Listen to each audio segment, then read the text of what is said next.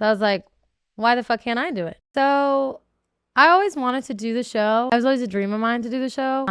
I just never knew if I was going to. I would go on, live sometimes and just talk about gym stuff. And like everyone kept saying, like, because sometimes I would say stories like about my dating life because it's fun, like to talk about it. And I would tell people about my dating life, but everyone's like, you should go on Love Island. I met this guy and he knew that I wanted to do Love Island. And it ended up being just like a really toxic thing where it was like, he was not at all who I thought he was. And because he knew I wanted to do it. And then I was like, he might do it. Why the fuck can't I do it? Because he told me it was dumb. So I was like, why the fuck can't I do it? You're rubbing it in my face. I said, fuck it. I'll apply. I applied traditionally. And I said, you know what? I'm going to do it. And I did. And then I think like a month later or something, I had gotten reached out to. Not even, sorry. I got reached out to shortly after that, but about a month later, I had my interview. And I think it was like the final point where I met the producers.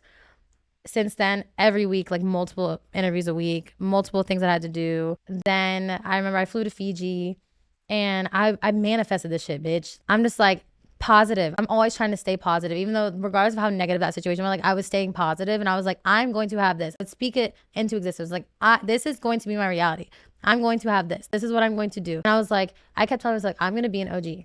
I'm going to be an OG. And I remember I came to Fiji, they flew me out and I had done all the interviews and whatnot, and like all the filming prep work and whatever. And they're like, this doesn't guarantee you're on the show. And, I'm sitting there and then I get told, we want you in the first lining, like the first lineup. I was just like, my jaw on the floor, like on the fucking floor, bitch. That shit was that flies were flying in that hoe. And I was like, holy shit, my manifestations are coming true. And I get on the show, doing the whole thing.